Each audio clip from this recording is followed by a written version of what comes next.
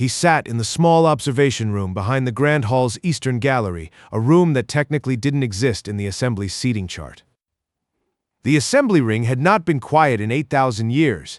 Then the vote count crossed 800. The delegates were still laughing when Ambassador Variksol set down his cup. The tea had gone cold 40 minutes ago. He hadn't drunk any of it. A scene to Earth's delegation because no one had thought to give them a proper seat, and watched through 2 meters of curved crystal as 847 of the most powerful beings in the known galaxy laughed at his species. 43 seconds. He counted. He always counted. The laughter came from every tier of the Grand Hall, rising through the obsidian seats in waves, bouncing off the crystalline dome above where dead stars glowed in permanent cold reminder that the universe did not care what happened inside it. Elder Saren, the one voice that had voted against, that had warned them for the 280th time, sat rigid in her seat at the high tier's edge, her thin hands flat on the railing, her eyes closed. She did not look surprised. She looked tired in the way that only comes from being right too many times with too few consequences for the people who were wrong. Variksol opened his notebook, ran his thumb along the spine, closed it, opened it again, closed it, opened it, closed it 3 times. He had done this for 27 years. The council thought it was a nervous habit. It was not. The laughter died down the way laughter always does, gradually. Then all at once, the last few stragglers trailing off when they noticed everyone else had stopped. The vote was made official. 847 in favor of annexing the Terran core. 12 opposed, 3 abstentions. The Vorlani Dominion's fleet would depart for Earth in 96 hours. The Assembly's record would reflect that the matter had been handled quickly, cleanly, and with appropriate institutional confidence. The record would not reflect that the file on Earth had not been updated in 280 years. It had simply never occurred to anyone to ask why no scout had returned. Stay close. What they found on that feed is not what any of them were prepared for. 3 hours before the vote, Admiral Vorkath had entered the Grand Hall. He had to lower his head for the doorway, even though the doorway had been built for species twice the average height. He was 7 feet and 2 inches of dark hammered iron. That was how his officers described him, when they thought he wasn't listening, which was almost never, because Vorkath listened to everything. 3 parallel scars crossed his left cheek, the marks of 17 successful campaigns. His eyes were faceted like cut obsidian. When he set his ceremonial blade on the presenter's table, the sound it made against the stone carried to every tier, and every being in the room understood what it meant. He had conquered 41 systems. He had never lost a major engagement. He had, in 180 years of service to the Vorlani Dominion, never been wrong about a target. His proposal was brief. The Terran core held 9 resource-rich planets and a stable wormhole. Earth species on record as Category 4, meaning pre-industrial within the last 300 years, had been interstellar for only 280 years, which by Assembly standards was the equivalent of a child taking its first steps.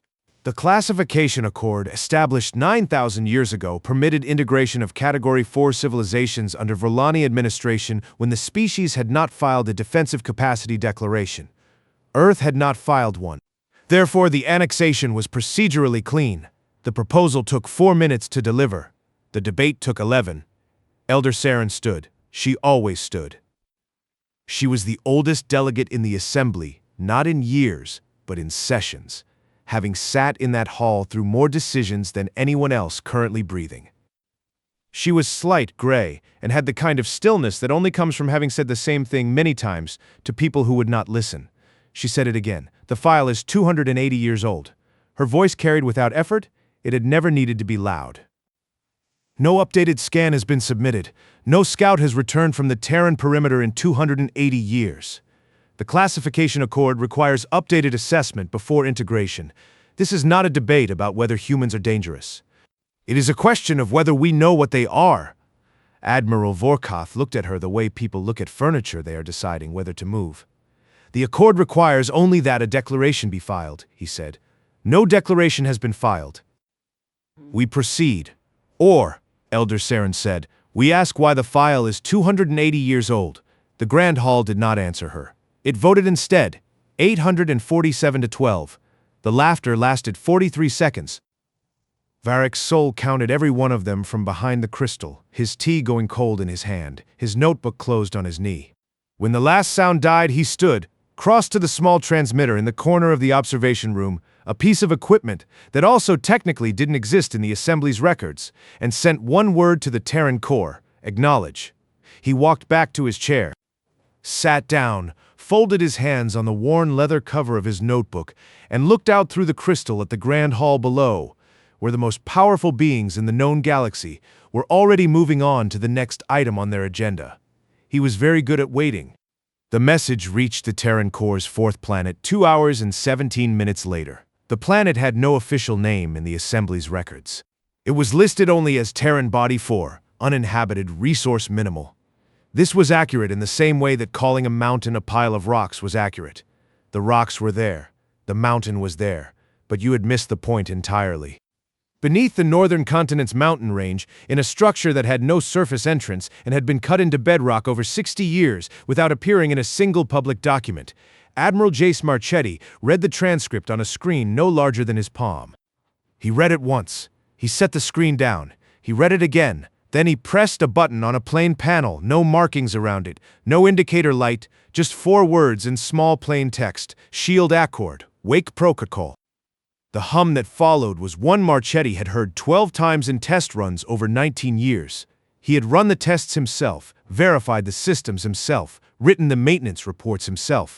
He had done all of this knowing that if he ever heard the sound for real, it would mean something had gone wrong at the assembly ring. He picked up the comm unit, spoke 3 words, slowly and clearly: Guardian Spear. 3 more items had been processed: a border dispute between 2 mid-tier systems, a request for reclassification of a resource zone, acknowledged. 2,600 light-years from the assembly ring, in a maintenance orbit around a cold gas giant, something that had not moved in 14 months began to move. It did not hurry. It did not need to. Back on the assembly ring, the Grand Hall had moved on. A routine renewal of the Vorlani Dominion's observer status, while Varric Sol sat in his observation room and watched the secondary feed screen on the eastern wall. The screen showed the Terran core perimeter. Standard monitoring, the kind the assembly kept on all Category 4 systems, a slow scan, updated every few minutes, showing the 9 planets in their orbits and the wormhole's pale signature at the system's far edge. Nothing moved on it. Nothing unusual registered. Varric Sol watched it anyway.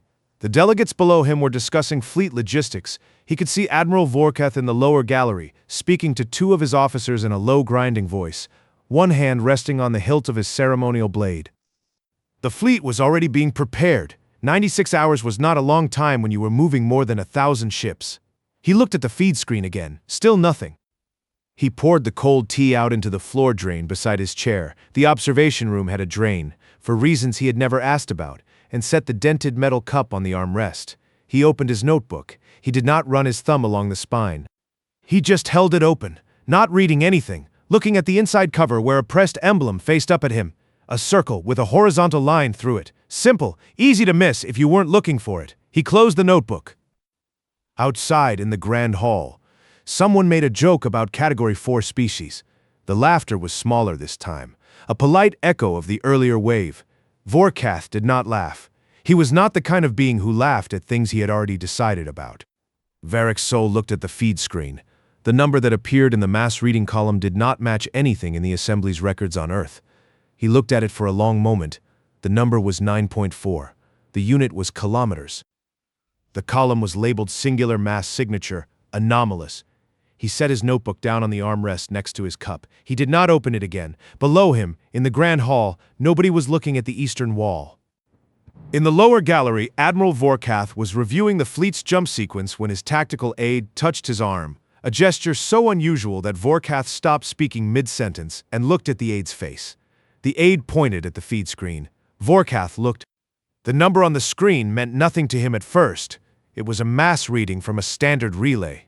The Terran core had 9 planets. A mass reading was not unusual. But the column it sat in, Singular Mass Signature, Anomalous, meant the reading was not a planet.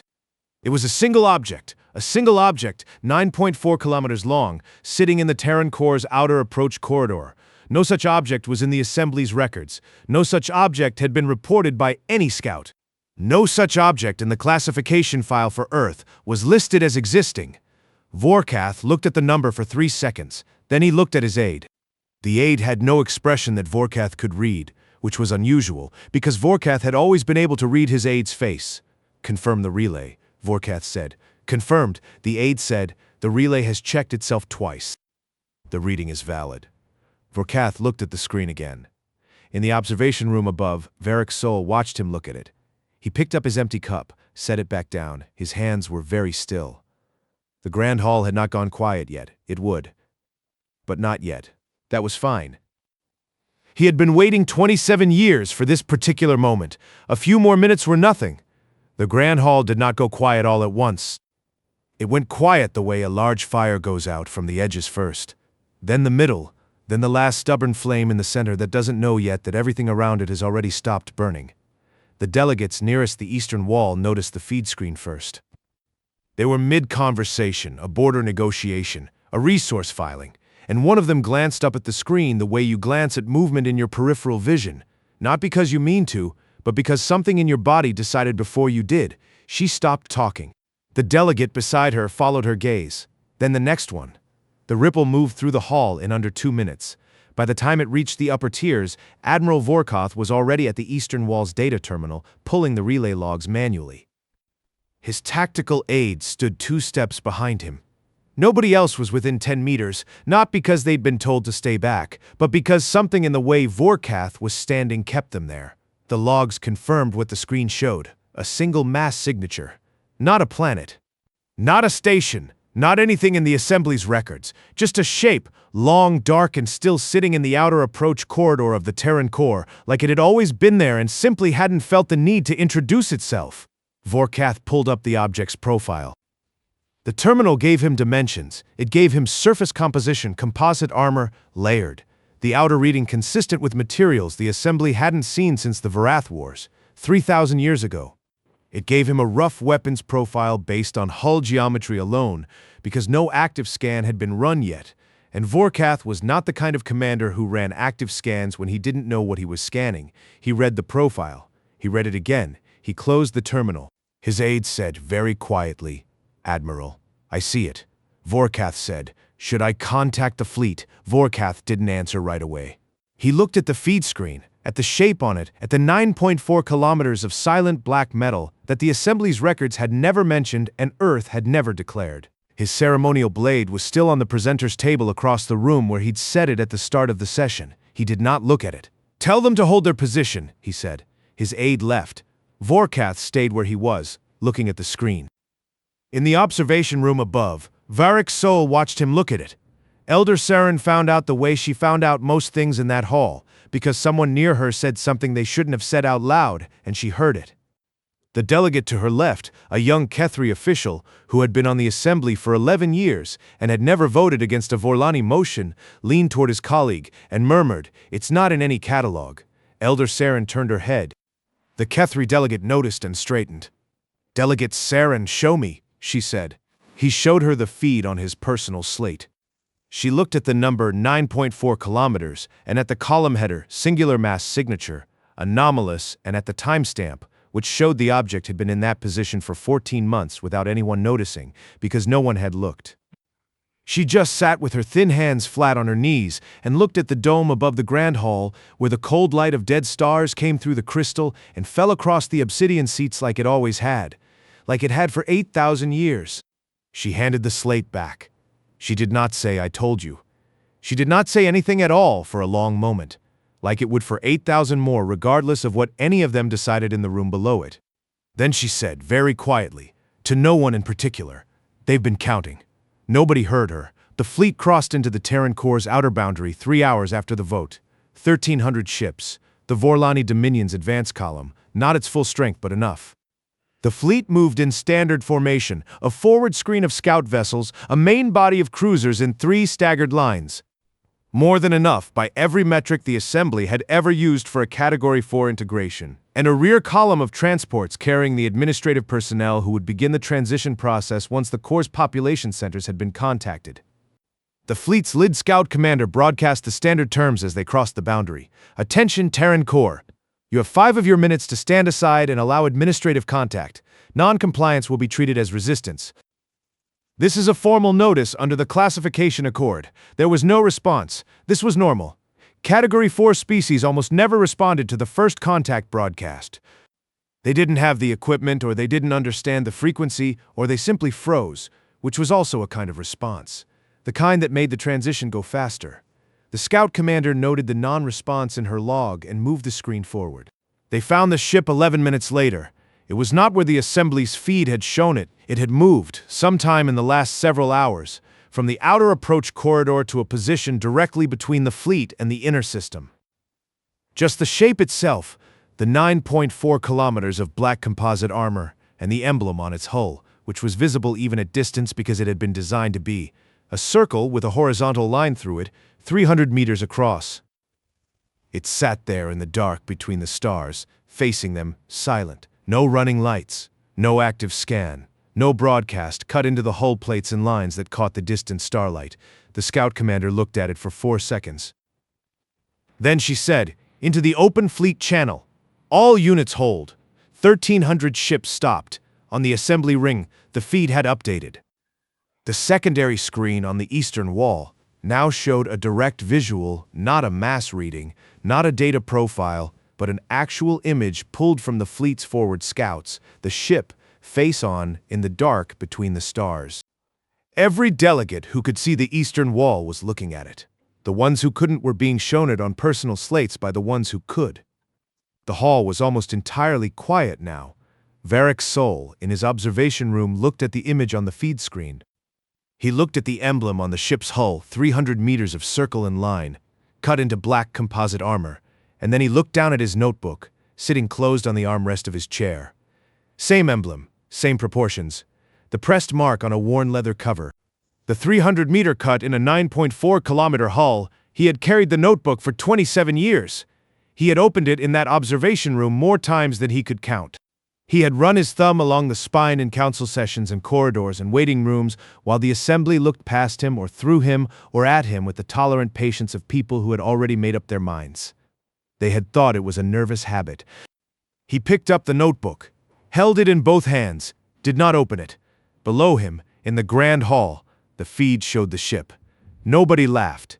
In the fleet's command vessel, Admiral Vorkath stood at the main display and looked at the image his scouts had sent back. He had seen large ships before. He had taken large ships before, had boarded them, stripped them, repurposed them, added their hulls to the record of his campaigns. He was not, by any reasonable measure, a being who was impressed by the size of things. But the ship in the display was not simply large, it was patient. That was the word that came to him, which was an unusual word for a ship, but it was the right one. It sat in the dark without moving, without broadcasting, without doing anything at all, as though it had been there for a long time and expected to be there for a long time more, and the fleet now stopped in front of it was simply something that had happened in the meantime. He had faced holdouts before, civilizations that refused first contact, defensive platforms, automated systems. He had a protocol for each of them. He reached for the protocol now, the way you reach for a tool you've used 1,000 times, and found for the first time in 180 years that his hand closed on nothing. There was no protocol for this, not because no one had written one, because the ship should not exist. The file said it didn't. The file had said, for 280 years, that Earth was Category 4 pre-industrial within the last 300 years. No defensive declaration filed, no capability profile on record. The file had been filed by someone who was now dead. It had been accepted by people who were now dead. It had been renewed without review 9 times by people who had looked at the stamp and passed it forward. The file was wrong. Vorkath understood. Standing at his display looking at a 9.4-kilometer ship that should not exist, that the file had always been wrong. That the scouts who had gone to the Terran Core 280 years ago and not returned had not been lost to navigation error or drive failure. That Earth had been watching the assembly for at least as long as the assembly had theoretically been watching Earth. That the species he had proposed annexing this morning, the species the hall had laughed about for 43 seconds, had spent that entire time building. He didn't know what else they had built. That he realized was the point. His aide touched his arm for the second time that day. "Admiral, the ship is transmitting." The transmission went out on every channel the assembly monitored, and several it didn't know it monitored at the same moment. It arrived at the assembly ring 17 seconds after it was sent, because even at that distance, the assembly's relay infrastructure was very good. 12 words, plain language, no encoding, no diplomatic framing. Just 12 words broadcast at a volume that made the feed speakers in the grand hall produce a sound like a held breath releasing. You have been measured. You have been found wanting. Turn back. The grand hall went completely silent. Varric's soul sat in his observation room above the crystal and looked at the feed screen, where the image of the ship still held, face on, the circle and line emblem filling its prow, the dark of the Terran core behind it. He held his notebook in both hands. He thought about a bunker beneath a mountain on a planet with no official name, about a man in that bunker who had run 12 tests over 19 years and had just run the real one. About 47 signatures on a document that had never been spoken aloud in any assembly session. About 280 years of silence that had looked from the outside, like absence. He thought about all of this. The part-split Rehork landed here, on that silence, on the fact that 12 words had stopped 1,300 ships and 847 delegates and one admiral who had never in his life been without a protocol, and the feed was still showing the ship. Then he set his notebook on the armrest, reached for his dented metal cup, and remembered it was empty. He set it back down. Below him, the grand hall was still silent, and nobody in that hall yet knew what came next. Nobody except the man in the observation room with the empty cup and the closed notebook, and he wasn't going to say. The silence in the grand hall lasted 4 seconds after the transmission ended. Then everyone started talking at once. It was not the sound of deliberation. It was the sound of 847 beings who had laughed 43 seconds ago and were now doing the mental work of deciding what that laughter had cost them, a sound somewhere between argument and panic. It was not the sound of debate. Rising through the obsidian tiers and bouncing off the crystal dome the same way the laughter had, but with a different shape to it, laughter goes up and dissipates. This stayed low and built. Admiral Vorkas's voice cut through it from the lower gallery. "Silence," he said at once, at a volume slightly below what the room required to hear him clearly, which meant everyone had to stop talking in order to listen. It was a trick Varric's soul recognized. He had the particular walk of someone who had spent 180 years being the most dangerous thing in any room he entered, and it showed in the way the crowd moved around him without being asked, not out of fear exactly. He had used it himself in smaller rooms with smaller stakes. Vorkath walked to the center of the lower gallery floor. He did not hurry, but out of the deep instinctual recognition that this was not someone whose path you stood in, he stopped in the center of the floor. The image hadn't updated. The scouts had stopped transmitting active data when they stopped moving, preserving bandwidth for the command channel, and so the feed showed the last frame, the ship, face on, the circle and line emblem on its prow. He looked at the feed screen. The ship was still there, the dark of the Terran core behind it, still, patient, present. The fleet is holding, Vorkath said to the room. Not to his aide, not to any specific delegate, to the room. The object has transmitted once. It has made no aggressive move. We have time to assess. Elder Surin's voice came from the upper tier, clear and unhurried. To assess what, Admiral? We know what we're looking at. We simply don't know how long they've had it. Vorkath looked up at her. That, he said, is what we are going to find out. What they found out came in pieces, the way unwelcome truths always do, not in a single clean reveal, but in a series of small additions, each one slightly worse than the last. The Assembly's archivists pulled the full scout record for the Terran perimeter, not the summary, the full record, going back to first contact. It took them 20 minutes to locate it, because it had been filed under a category that hadn't been actively reviewed in decades, which was itself a fact that nobody wanted to say out loud. The record showed 31 scout missions to the Terran perimeter over the last 280 years. The first 4 had returned with reports, all consistent with Category 4 classification, all confirming a species in early interstellar development, no defensive profile worth noting. Those reports had formed the basis of the original file. The remaining 27 had not returned. This had been logged. Every non-return had been logged as navigation loss, as drive failure, as the kind of routine attrition that happened to scouts in unmapped space. Each log entry had been filed and closed by someone who had looked at the entry and moved on to the next item. 27 entries, filed and closed, no pattern identified. No follow-up ordered, because it had never occurred to anyone that the pattern was the point. One of the younger archivists, a Kethri with large pale eyes and a very small voice, looked up from her terminal and said, into the low background noise of the hall, "They let the first 4 return." The hall went quiet enough to hear her. "The first 4 scouts," she said again, slightly louder, because now people were listening. They came back with reports that confirmed Category 4 status. Then the scouts stopped coming back.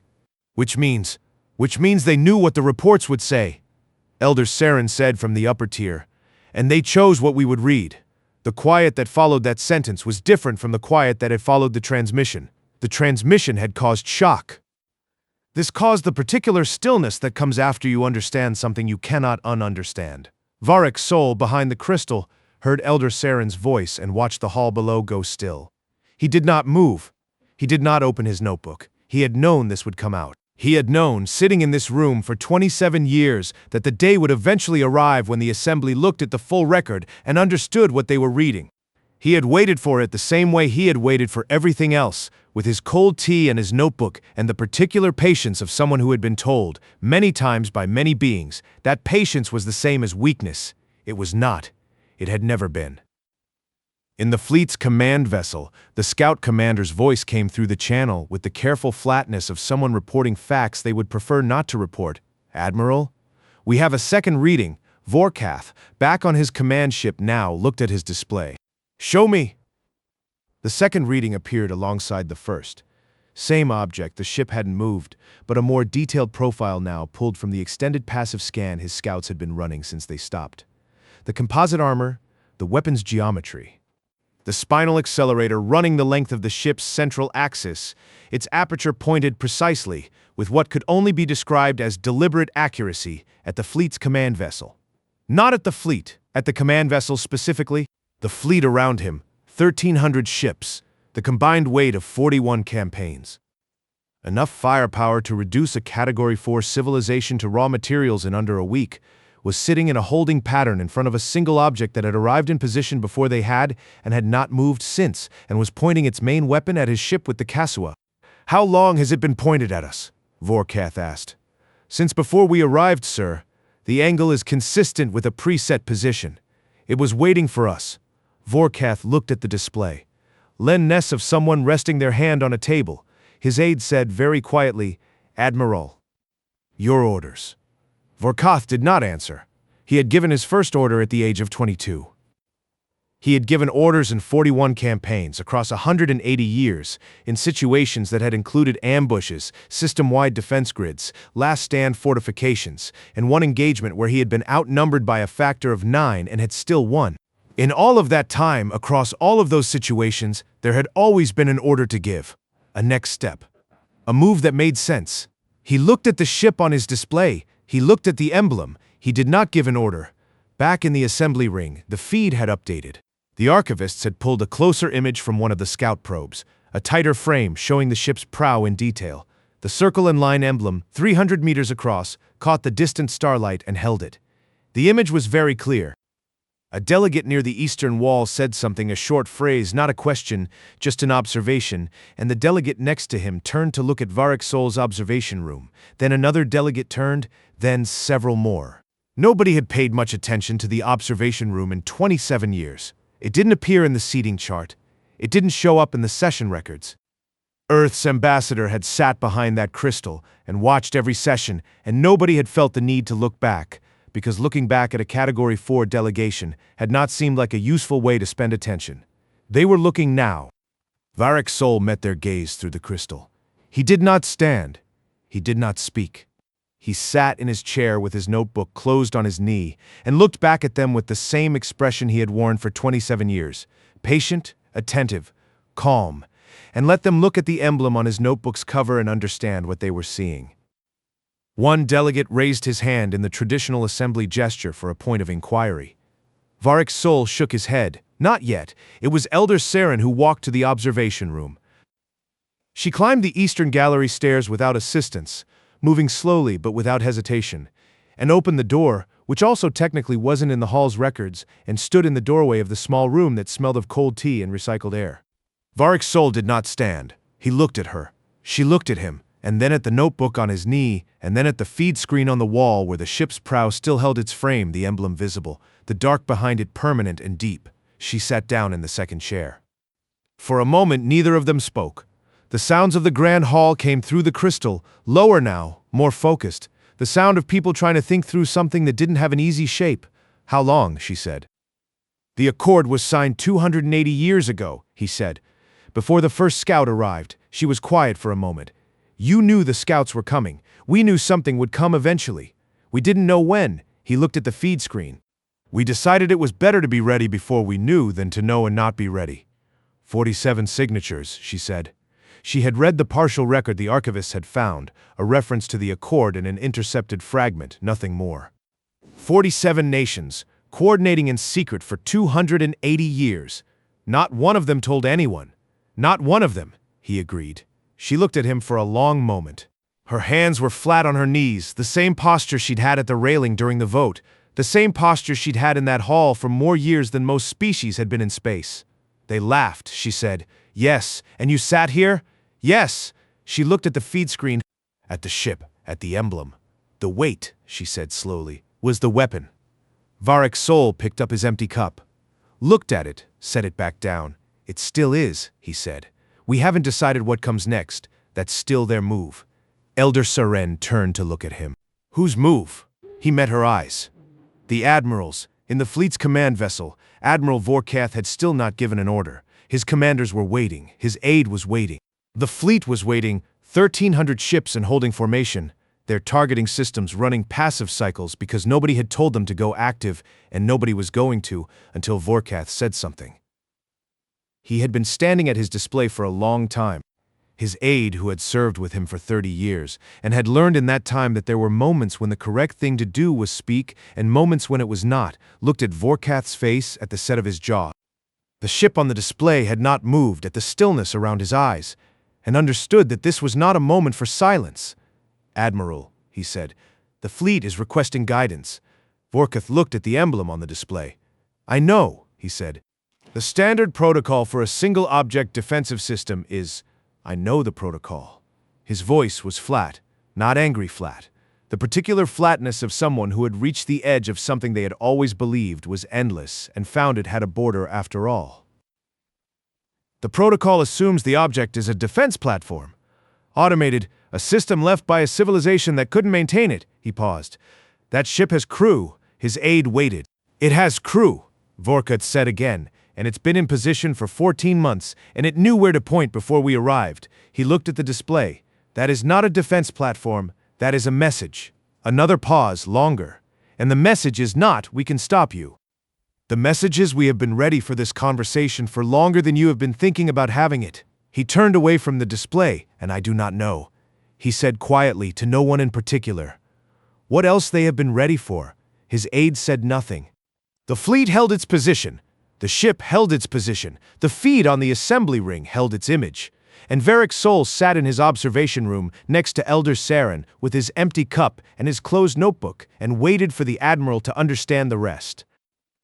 The Admiral understood the rest sometime before dawn. Not real dawn. The assembly ring had no sun to rise, only the dying white dwarf turning its cold light through the dome at a different angle as the hours passed. But there was a moment when that light changed quality, and it was in that moment that Vorkath spoke. 4 words. Stand the fleet down. His aide went very still. Not a retreat, Vorkath said. A hold. No targeting. No broadcast. We wait. For what, sir? Vorkath looked at the display, at the ship that hadn't moved, at the emblem on its prow catching the Terran core's distant light. For them to tell us what comes next, he said. It's their move. It has always been their move. We just didn't know it. He stepped back from the display. He looked at his ceremonial blade, still sitting where he'd left it on the table. He did not pick it up. He sat down. In the observation room, Elder Saren had fallen asleep in the second chair. Varrick's soul sat beside her and looked at the feed screen. The ship was still there. The grand hall below had cycled through argument and quiet and argument again and arrived somewhere that was not quite acceptance, but was at least the end of active denial. He reached for his cup. Empty. He set it back down. He looked at his notebook. 27 years he had carried it. 27 years of opening it 3 times in that chair, while the assembly looked past him or through him or at him with the patience of people who had already decided. They had watched his hands and seen nervousness. They had looked at the emblem on the cover and seen nothing. They had classified his species and filed the paperwork and moved on to the next item. He set the notebook on the armrest. He did not open it. The second transmission came when no one expected it. The feed speakers made the same sound, a held breath releasing, and 8 words followed. We are ready to speak. Are you? Elder Saren stirred. Varek, he was already standing, coat straightened, notebook in hand. Is it time? She said. Yes. She nodded, eyes still closed. Then go. You've waited long enough. He came through the main door of the grand hall at floor level. Every delegate saw him come through it. He walked to the center of the floor where Vorkath had stood that morning with his blade and his 41 campaigns, and he set his cup on the table and his notebook beside it, and looked up at the tiers. 847 delegates, all of them looking back. He said, "The ship will hold its position for as long as this conversation requires. It is not a threat, it is a fact. We wanted you to know one existed before we talked about what we want from each other." Nobody spoke. Just the man with the frayed cuffs and the worn notebook, standing in the center of a hall that had laughed at his species 43 seconds worth, asking nothing and offering nothing except the fact of what he represented, which was, it turned out. "We have wanted this conversation for a long time," he said. "We were waiting for the right moment. You gave us one this morning." A pause. "We appreciate that. No warning, no declaration, no threats, more than anyone in that room had known to account for." In the fleet's command vessel, Vorkath read the transcript in real time.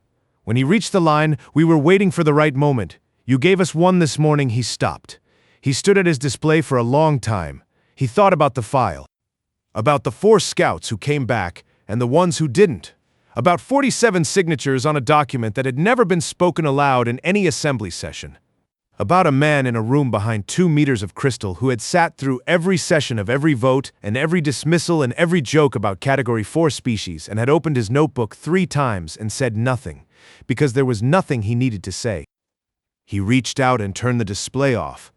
Not in anger, not in defeat, just because he had looked at the ship long enough and there was nothing left in the image that he hadn't already understood. He sat down. They were counting the whole time, he thought. He did not say it aloud. The feed on the assembly ring held the ship's image for 47 minutes after the conversation ended. Nobody turned it off. It simply stayed, the ship, the emblem, the dark, while the hall empties slowly around it. Elder Saren came down to the floor. She stood at the table and looked at what Varek's soul had left on it, the cup and the notebook. She picked up the notebook, turned it over in her hands, ran her thumb along the spine the way she had watched him do it from the upper tier for 27 years. Then she put it back. Her eyes were wet, not fear. She had been right for a very long time, and being right, when it finally arrived, did not feel like winning. It felt like setting down something heavy. 20 minutes later, Varek's soul came back for the notebook. He picked it up, opened it, ran his thumb along the spine, closed it. He did not open it again. He picked up his cup, looked at the dent worn into its side by years of the same grip, and set it back down on the table. He left it there. He walked out through the eastern door. The feed screen held the ship's image for a few minutes more. Then it timed out. The hall was empty. The cup sat on the table.